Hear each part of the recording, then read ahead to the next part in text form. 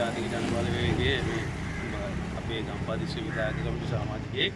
ඉතින් අපි අපේ මැතිවරණ මෙහෙයුම් කමිටු අපි ක්‍රියාවලිය තුළ අපි මේකම ආසනය පුරා අපි ආසන මැතිවරණ කමිටුව විසින් සියලුම කොට්ටාස වලට අවශ්‍ය පරිදි මාලිමාවට ජයත් කරගන්න අවශ්‍ය සියලුම දේවල් ඉරින් ගෙට යාම මේවා රැස්වීම සියලුම දේවල් සංවිධානය කරලා අපි දැන් බලාපොරොත්තු වෙනවා මිනිස්සු අපිට මහ මැතිවරණයේදී දීපු ජයග්‍රහණය වගේ මොකද මෙදාපාර මන අපපොරයකුත් නෑ මාලිමාවට විතරයි ගහන්න තියෙන නිසා මිනිසුන්ට අපාර ප්‍රතික්ෂේප වෙච්ච ඡන්ද ඒවත් මෙදාපාර ගොඩක් අඩුයි.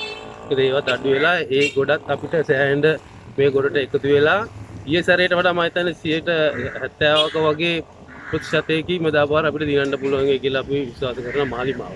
ඡන්දදායකයන් උනන්දු අඩු වීමක් බව කියවෙනවා. ඒක දැනට මෙහෙමයි දැන් අපිට දකම 7යි මාටම අපිට ඒක කියන්න බෑ. හැබැයි මේ මෙදාපාර කොහොමත් මේ අර ගොඩක් අපේක්ෂකයෝ ගම් තුල ගොඩක් ඉන්න නිසා ඒ උනන්දුවක් ඒ කියන්නේ අපිට පේන්නේ නැති උනන්දුවක් ඇති වෙලා තියෙනවා. මොකද නැත්තම් මොකද මාලිමාවට අර එන්න ඕන മന്ത്രി ගානට තර්ජනයක් වෙයි. මොකද නගර සභාව කරගෙන යන්න බැරි වෙයි කියන භීතියකුත් ඒ හරහා තියෙනවා.